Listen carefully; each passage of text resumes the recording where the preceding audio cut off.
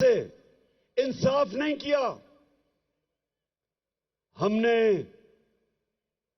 जोर से ताकत को इस्तेमाल करते हुए अपनी मनमानी की, मुल्क टूट गया।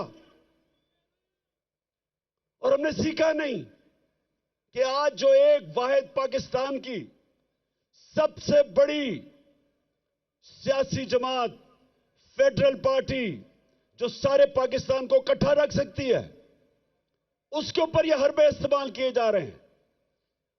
हर मौका इस्तेमाल किया हमें कमजोर करने का। सबको, मीडिया हाउसेस को धमकियां दी गई कि हमें ना दिखाया जाए। ये जलसे के ऊपर जितनी हमें मुश्किलात पड़ी, कभी हमें हमारी अपनी पुलिस ना सुने। पंजाब में हमारी हुकूमत है, पुलिस बेबस हुई है, हमारे साथ तावन ना करे, कभी सुना है?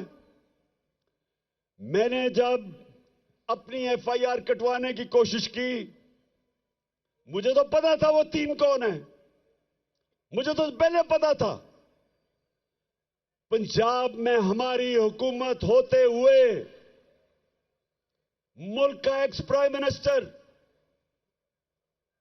सबसे बड़ी पार्टी का सरबराह, मैं अपनी एफआईआर नहीं कटवा सका।